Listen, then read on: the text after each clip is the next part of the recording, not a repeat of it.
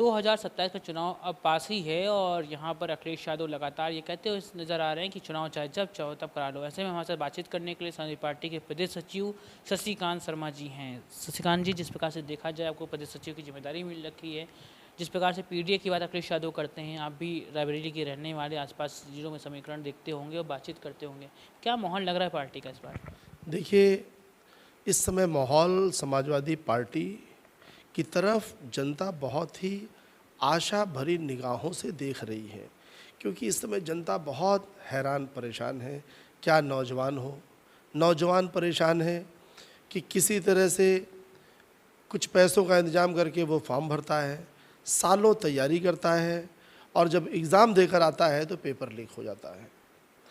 दूसरा, किसान परेशान है, लंबी लंबी लाइनें लगी हैं, ना खाद मिल रही, ना वोल्टेज आ रहा, वोल्टेज ऐसा आ रहा है कहने के लिए तो लाइट दे देते हैं 2 घंटे, और 2 घंटे में भी वोल्टेज ऐसा होता है कि उसका जो मोटर है वो लोड नहीं ले पाती। हर तबका परेशान है। हमारा जो ज्वेलर है, जब से मोदी जी ने कहा है कि सोना ना खरीदो, तो वो भी ठेलों की तरफ देख रहा है, लग रहा है उसको भी पकौड़े बेचने पड़ेंगे। तो ऐसी स्थिति में हर वर्ग परेशान है। केवल आशा है तो समाजवादी पार्टी से आशा है। जिस प्रकार देखा जाए, योगी आदित्यनाथ लगातार कहते हैं कि अयोध्या का जो प्रकरण आप देख रहे हो, चंदा चोरी का मामला आपकी पार्टी अध्यक्ष ने उठाया, उसके बाद तमाम कार्रवाई हो रही है।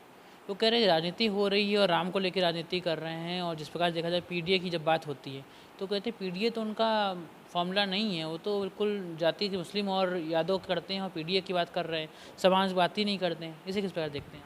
अब देखिए, इस समय आप पूरे उत्तर प्रदेश का अगर क्राइम रिपोर्ट देखें तो आपको खुद मालूम चल जाएगा कि किसकी हत्या हो रही और हत्या करने वाले लोग कौन हैं।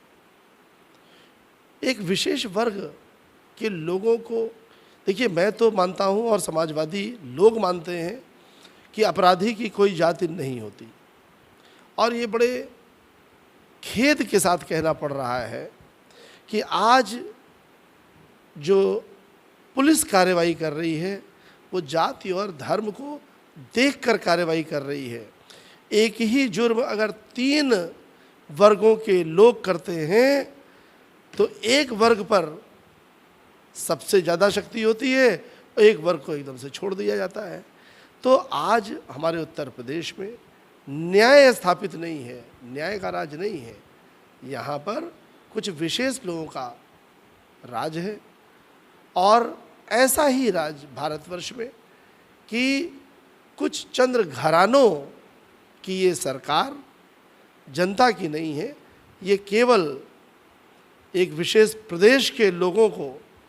आपने देखा होगा कि ये राम भगवान की बात करते हैं, और मैं तो कहता हूँ जो भगवान राम के नहीं हुए वो हमारे क्या होंगे, जनता के क्या होंगे।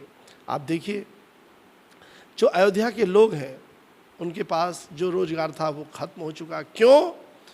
क्योंकि एक विशेष प्रदेश गुजरात के लोग ही होटल बनाएंगे, वहीं के लोग साइकिल स्टैंड लेंगे, वहीं के लोग सारे काम करेंगे। तो जब गुजरात के लोग ही करेंगे तो फिर उत्तर प्रदेश की जनता वोट इनको क्यों करे? ये केवल गुजरात में वोट ले जाके। उत्तर प्रदेश की जनता के लिए ना इनको कोई चिंता है, ना इनके पास कोई योजना है। जब पीडीए की बात समाजवादी पार्टी करती है तो देखा जाए तो ग्राउंड लेवल पे उनके कार्यकर्ता एक्टिव रहते हैं, लेकिन जिस प्रकार से बीजेपी के लोग एक्टिव हैं और लगातार देखते हैं कि कार्यक्रम क्या करते हैं, क्या लगता है कि पीडीए उन्हें टक्कर दे पाएगा? जिस बार 27 को लेके योगी आदित्यनाथ भी कह रहे हैं, यहाँ तक राष्ट्रीय अध्यक्ष नितिन नवीन कह गए कि साइकिल को पंचर करके ही मानेंगे। केशव साहब मौर्य खासतौर से क्या करते हैं कि साइकिल पंचर हो गई है, तो पंचर हो गई है कि हवा भर के फिर दौड़ेगी? देखिए, अब ट्यूबलेस टायर चल रहे हैं, अब पंचर का ज़माना गया।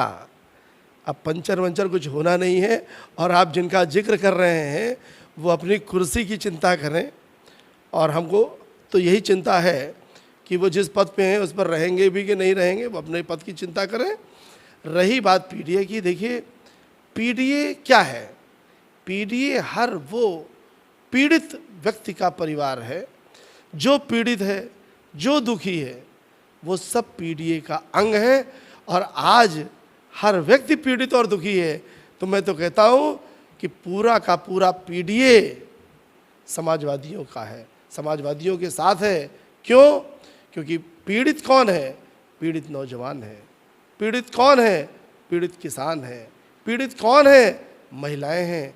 महिलाओं को सिलेंडर नहीं मिल रहा, ये ऐतिहासिक काम कर रहे हैं। 1,000 रुपए एक साथ बढ़ा दे रहे हैं। गाड़ियां खराब होना शुरू होंगी साहब तो देखिएगा, इथेनॉल का खेल आपको मालूम है। माइलेज कम ही नहीं हो रहा है, गाड़ियों के इंजन भी सीज होना शुरू होंगे। तो ये सरकार एक मदारी का काम कर रही, दिखाती कुछ और है और पर्दे के पीछे इसका उद्देश्य कुछ और होता है। जनता अब सब समझ गई है।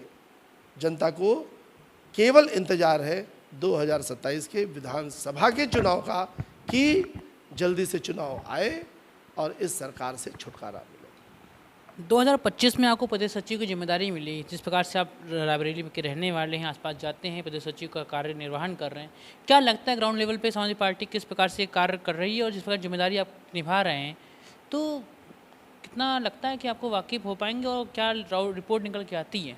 देखिए, ग्राउंड रिपोर्ट यही है कि जनता ने वर्तमान सरकार को देखा और 12 से 17 की राष्ट्रीय अध्यक्ष माननीय अखिलेश यादव जी की सरकार को देखा, नेताजी की सरकार को देखा, और उसने देखा कि समाजवादी जो कहते हैं वो करते हैं और बीजेपी जो जो कहती है वो तो कतई नहीं करती।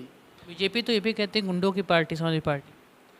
अगर आप ये मानते हैं कि हम अपनी बात, जनता की बात के लिए हम लोग अधिकारियों से डिबेट करते हैं, डिस्कशन करते हैं और जनता के हक में बात करते हैं, तो अगर जनता के हक में बात करना गुंडई है तो हम गुंडे हैं।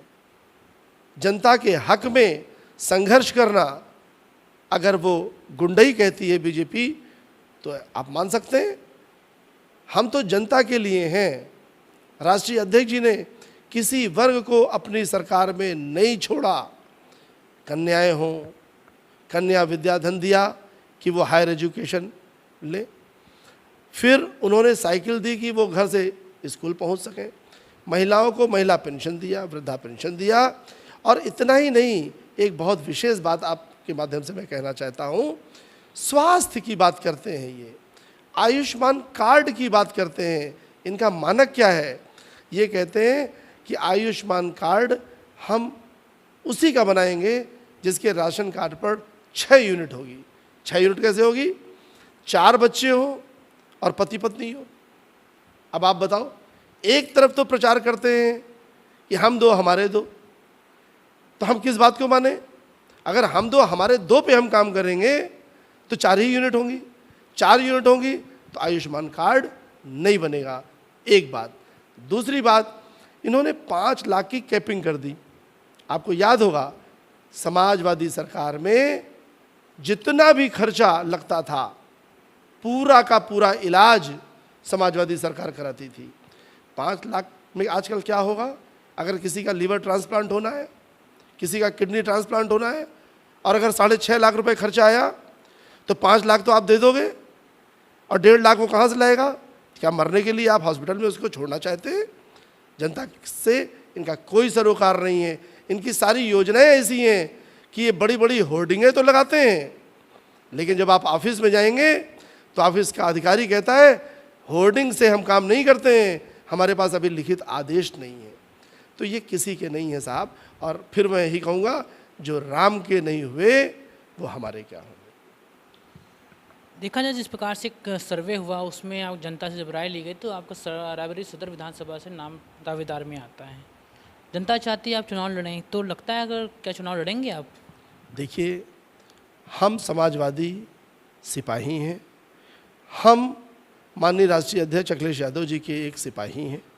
हम समाजवादी की जो नीति है उसको घर घर तक पहुंचाने का काम कर रहे हैं और अगर राष्ट्रीय अध्यक्ष जी को उचित लगेगा, वो जो आदेश देंगे, चुनाव लड़ना चाहेंगे तो चुनाव लड़ूंगा, अगर वो कहेंगे कि तुम जाके घर घर केवल हमारी नीतियों को पहुंचाओ तो नीतियों का पहुंचाने का काम करेंगे। हमारा चुनाव लड़ना उद्देश्य नहीं है, हमारा उद्देश्य अखिलेश यादव जी को मुख्यमंत्री बनाना है, क्योंकि मुख्यमंत्री जब वो बनेंगे तभी इस सूबे में, उत्तर प्रदेश में अमन चैन कायम होगा और ये प्रदेश पुनः विकास के रास्ते पर चल सकेगा। अगर मान लेते हैं को टिकट मिल जाता है तो क्या जिम्मेदारियां रहेंगी, और विधानसभा के लिए क्या विजन आप रखते हो कि अगर टिकट दे दिया मान लीजिए जनता के रुझान पे, तो क्या जिम्मेदारी आप निभाएंगे अपनी विधानसभा पे? देखिए, सबसे बड़ी जिम्मेदारी तो यही है कि इस विधानसभा का जो प्रतिनिधित्व था वो 40 साल से एक ही परिवार में है। एक भी विश्वविद्यालय हमारी सदर विधानसभा में नहीं है। हमारे यहाँ गरीबों के लिए, किसानों के लिए शिक्षा की अच्छी व्यवस्था नहीं है। हम लोग शिक्षा विभाग में काम कर रहे हैं, प्राइवेट इंस्टीट्यूशन चला रहे हैं। प्राइवेट इंस्टीट्यूशन के बस में नहीं है महंगाई को कंट्रोल करना। तो मेरा पहला उद्देश्य होगा कि मैं जन जन तक एक गुणवत्तापरक शिक्षा पहुंचाऊं, और जो हमारी सरकार बनेगी, समाजवादी पार्टी की सरकार बनेगी, अखिलेश यादव जी मुख्यमंत्री बनेंगे, उनकी जो नीतियां होंगी वो भ्रष्टाचार मुक्त व्यवस्था इस सदर विधानसभा को देकर हम जन जन तक समाजवादी नीतियों को पहुंचाने का काम करेंगे।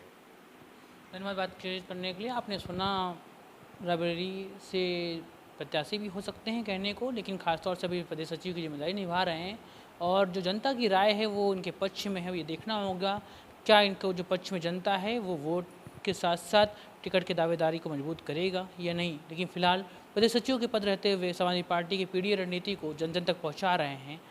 चुनाव 2027 का सामने है। अभी खासतौर से देखना ये भी होगा कि दोबारा सत्ता में काबिज समाजवादी पार्टी होगी या फिर तीसरी बार योगी आदित्यनाथ की सरकार बनेगी। कैप्टन मुकेश के साथ आकाश यादव, खबर वितरक।